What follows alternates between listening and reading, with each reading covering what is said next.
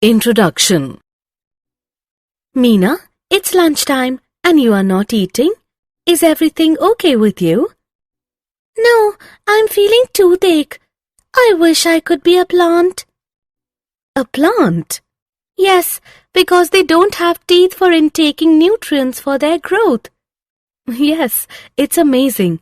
But I wonder, how do they do this? Yes, we will discuss this in detail. Objectives.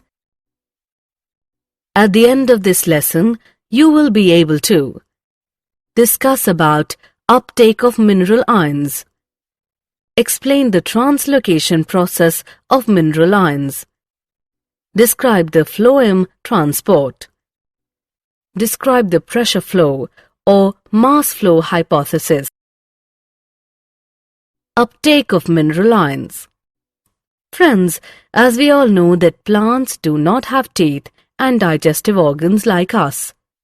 They obtain their carbon and most of their oxygen from CO2 in the atmosphere. However, their remaining nutritional requirements are obtained from minerals and water for hydrogen in the soil. Let us first know how do they uptake mineral ions. Unlike water, all minerals cannot be passively absorbed by the roots. Two factors account for these minerals are present in the soil as charged particles or ions, which cannot move across cell membranes, and the concentration of minerals in the soil is usually lower than the concentration of minerals in the root. Therefore, most minerals must enter the root by active absorption into the cytoplasm of epidermal cells. This needs energy in the form of ATP. The active uptake of ions is partly responsible for the water potential gradient in roots and therefore for the uptake of water by osmosis. Some ions also move into the epidermal cells passively. Do you know the fact that ions are absorbed from the soil by both passive and active transport? Specific proteins in the membranes of root hair cells actively pump ions from the soil into the cytoplasm of the epidermal cells. Like all cells, the endodermal cells have many transport proteins embedded in their plasma membrane.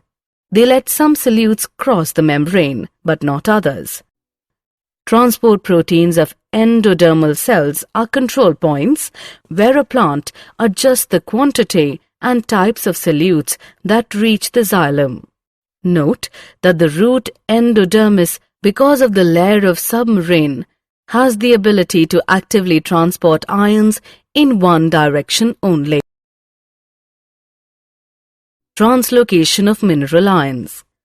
After the ions have reached xylem through active or passive uptake, or a combination of the two, their further transport up the stem to all parts of the plant is through the transpiration stream.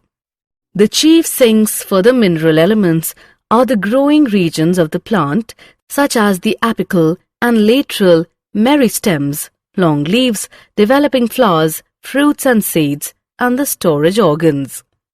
Mineral ions are frequently remobilized, particularly from older, senescing parts. Older dying leaves export much of their mineral content to younger leaves.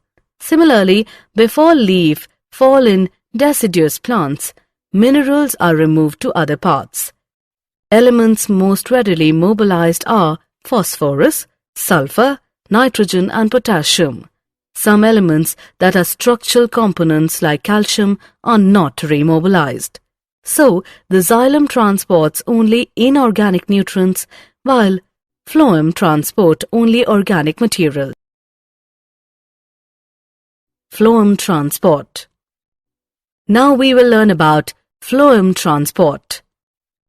Food, primarily sucrose, is transported by the vascular tissue phloem from a source to a sink. Usually the source is that part of the plant which synthesizes the food. The source and sink may be reversed depending on the season or the plant's needs. Sugar stored in roots may be mobilized to become a source of food in the early spring when the buds of trees act as zinc. They need energy for growth and development of the photosynthetic apparatus. Since the source-sink relationship is variable, the direction of movement in the phloem can be upwards or downwards, which means bidirectional. This contrasts with that of the xylem, where the movement is always unidirectional, which means upwards. Hence, unlike one-way flow of water in transpiration, food in phloem sap can be transported in any required direction, so long as there is a source of sugar and a sink able to use, store, or remove the sugar. Phloem sap is mainly water and sucrose, but other sugars, hormones, and amino acids are also transported or translocated through phloem. Pressure flow or mass flow hypothesis. Pressure flow or mass flow hypothesis is the accepted mechanism used for the translocation of sugars from source to sink. A glucose is prepared at the source by photosynthesis. It is converted to sucrose. The sugar is then moved in the form of sucrose into the companion cells and then into the living phloem sieve tube cells by active transport. This process of loading at the source produces a hypertonic condition in the phloem. Water in the adjacent xylem moves into the phloem by osmosis. An osmotic pressure builds up, the phloem sap will move to area of lower pressure. At the sink, osmotic pressure must be reduced. Again, active transport is necessary to move the sucrose out of the phloem sap and into the cells which will use the sugar, converting it into energy, starch, or cellulose. As sugars are removed, the osmotic pressure decreases and water moves out of the phloem. Phloem tissue is composed of sieve tube cells, which form long columns with holes in their end walls called sieve plates. Cytoplasmic strands pass through the holes in the sieve plates, so forming continuous filaments. As hydrostatic pressure in the phloem sieve tube increases, pressure flow begins, and the sap moves through the phloem. Meanwhile, at the sink, incoming sugars are actively transported out of the phloem and removed as complex carbohydrates. The loss of solute produces a high water potential in the phloem, and water passes out, returning eventually to xylem. A simple experiment called griddling was carried out to identify the tissues through which food is transported. On the trunk of a tree, a ring of bark up to a depth of the phloem layer can be carefully removed. In the absence of downward movement of food, the portion of the bark above the ring on the stem becomes swollen after a few weeks. This simple experiment shows that phloem is the tissue responsible for translocation of food, and that transport takes place in one direction, which means towards the roots. Summary. Let us summarize what we have learned. Most minerals must enter the root by active absorption into the cytoplasm of epidermal cells. This needs energy in the form of ATP. Ions are absorbed from the soil by both passive and active transport. Specific proteins in the membranes of root hair cells actively pump ions from the soil into the cytoplasm of the epidermal cells. Transport proteins of endodermal cells are control points where a plant adjusts the quantity and types of solutes that reach the xylem. After reaching the ions to xylem by actively or passively, the further transport the stem to all plant parts is through transpiration stream.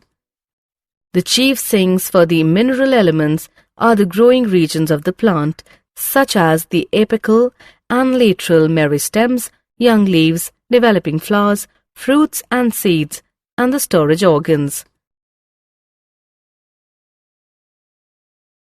Elements most readily mobilized are phosphorus, sulfur, nitrogen and potassium. Food primarily sucrose, is transported by the vascular tissue phloem from a source to a sink. The source of synthesized food is the leaf, and sink is the part that kneads or stores the food. The direction of movement in the phloem can be upwards or downwards, which is called bidirectional, whereas in xylem, the movement is always unidirectional, which means upwards. The accepted mechanism used for the translocation of sugars from source to sink is called the pressure flow hypothesis.